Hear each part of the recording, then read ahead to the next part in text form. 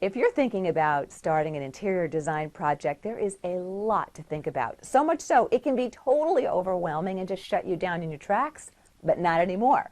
Because in this video, I'm going to demystify it for you and tell you about the 5 things you need to consider before you start your interior design project, and all of the unimportant stuff can fall away.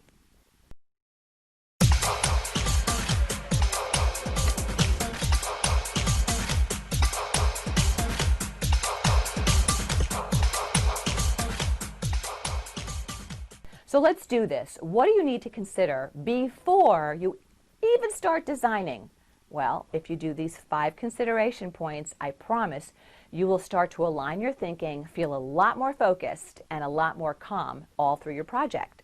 The first thing I want you to do is something called define your scope. That's where you literally write out what the project is, what you plan to accomplish, what you'll accomplish so that you know you hit the finish line. Are you going to do a total gut to your kitchen and a little facelift in the bedroom? Are you going to totally redo your living room and do a facelift in your son's room? Define what your project is, big or small. Write it down. I'm a big believer in the journal or in the binder, but that's another video.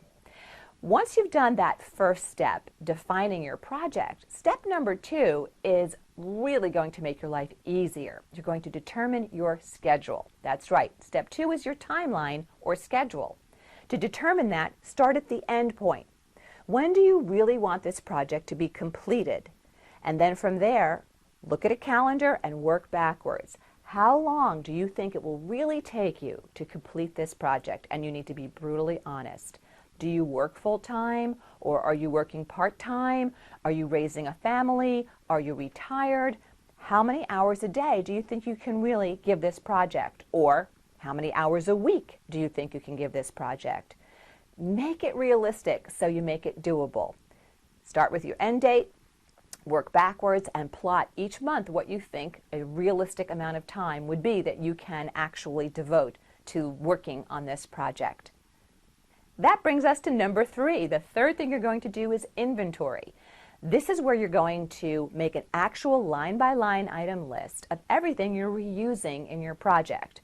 Maybe you're redoing your living room, but you plan to reuse 2 pieces of art. Name what they are. 2 chairs, list what they are. Get out your iPhone, take photographs of what they are so they can go into your project file or binder.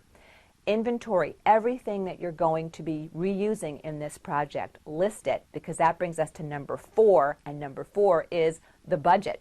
You need to, at least at this point in your project, set your budget range from X to Y. What is your bottom line spend or your top line spend? And make sure you calculate by including those items that are already in inventory. Yay, we own them, we don't have to rebuy them. And that brings me to number 5, the 5th consideration that you always want to take time to do before you start your project is your team. Consider the team. Who's on it? Is it just you? Is it you and your significant other? Is it you and some other buddy that's going to be helping you through the project? Are you hiring a professional? Are you hiring a contractor, a subcontractor, a painter, a kitchen group? Name your team.